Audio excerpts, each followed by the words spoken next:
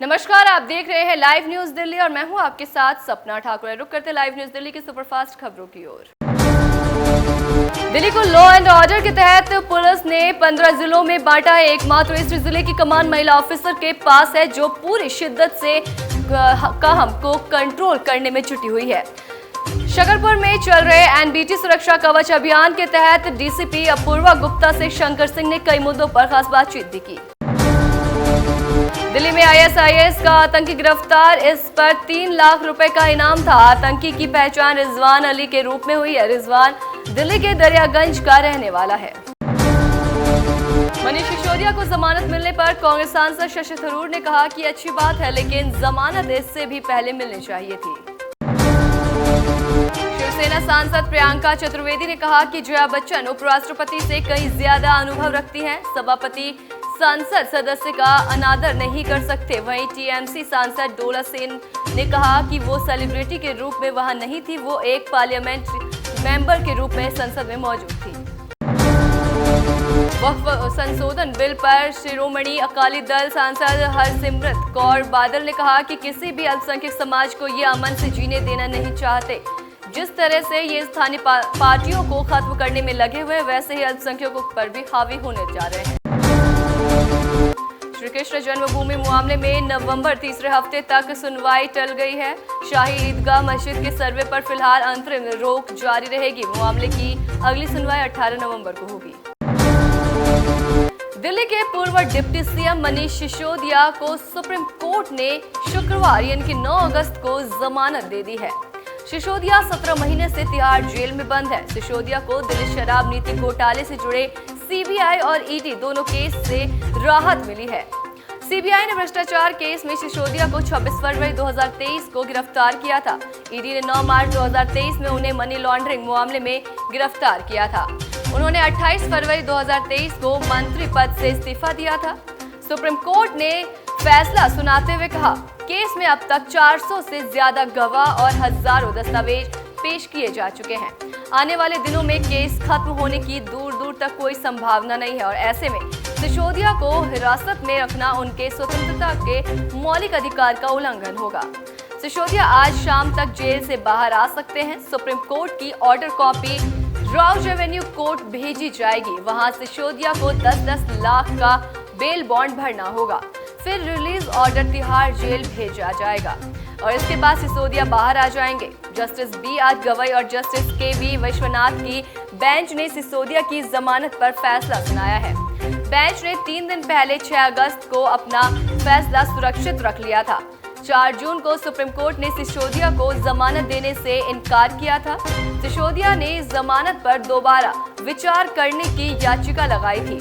Supreme court ने आज अपना फैसला सुनाने से पहले जमानत को लेकर अब तक की गई कार्रवाई के बारे में बताया है। कोर्ट ने कहा कि सिसोदिया को वापस ट्रायल कोर्ट और हाई कोर्ट भेजना सांप सीढ़ी के खेल में डालने जैसा होगा। एक नागरिक को इधर उधर भटकाने के लिए नहीं मजबूर किया जा सकता। बेंच ने कहा, मामले की तुरंत सुनवाई लोगों का अधिकार है। ये कहकर जमानत का विरोध नहीं किया जा सकता कि अपराध गंभीर है। स्वतंत्रता के लिहाज से हर दिन मायने रखता है। सीबीआई मामले में 13 और ईडी के मामले में 14 अर्जियां दाखिल की गई थी। ये सभी अर्जियां निचली अदालत ने मंजूर की थी। निचली अदालत ने अपने आदेश में कहा था कि मनीष की अर्जियों की वजह से ट्रायल शुरू होने में देरी हुई है, वो सही नहीं है। हम नहीं मानते कि अर्जियों की वजह से ट्रायल में देरी हुई। इस मामले में ईडी ने भी 8 चार्जशीट दाखिल किए हैं और ऐसे में जब जुलाई में जांच पूरी हो चुकी है तो ट्रायल क्यों नहीं शुरू हुआ। हाईकोर्ट और निचली अदालत ने इन तथ्यों को अनदेखा किया है। और साथ ही अब आतिशी या मनीष सिसोदिया कौन झंडा फहराएंगे, इस पर बड़ा सवाल खड़ा होता है। बिहार को विशेष दर्जा देने की मांग को लेकर राजद सांसदों ने संसद में विरोध प्रदर्शन किया। सिसोदिया की जमानत पर आम आदमी पार्टी के नेता और राज्यसभा सांसद संजय सिंह ने कहा कि मनीष सिसोदिया के जो 17 महीने बर्बाद हुए, उसका हिसाब कौन देगा। हिमाचल प्रदेश के मंडी के भूकंप के झटके महसूस किए गए। रिक्टर स्केल पर भूकंप की तीव्रता 3.3 मापी गई। हर घर तिरंगा अभियान के तहत प्रधानमंत्री नरेंद्र मोदी ने स्वतंत्रता दिवस से पहले सोशल मीडिया प्लेटफॉर्म एक्स पर अपनी प्रोफाइल तस्वीर बदलकर तिरंगा कर दी है। प्रधानमंत्री मोदी ने देशवासियों से हर घर तिरंगा अभियान में शामिल होने की आग्रह की। कांग्रेस नेता राहुल गांधी ने जैवलिन थ्रोअर नीरज चोपड़ा को पेरिस ओलंपिक में सिल्वर जीतने पर दी बधाई। उन्होंने कहा कि नीरज, आप एक अद्भुत खिलाड़ी हैं। आपने एक बार फिर भारत को गौरवान्वित किया है। भारत की महिला पहलवान विनेश फोगाट मामले में आज सीएएस में सुनवाई। सीएएस में वरिष्ठ वकील हरीश साल्वे विनेश का पक्ष रखेंगे। विनेश ने सीएएस से सिल्वर मेडल की मांग की है। विनेश फोगाट को फाइनल से पहले अयोग्य करार दिया गया था।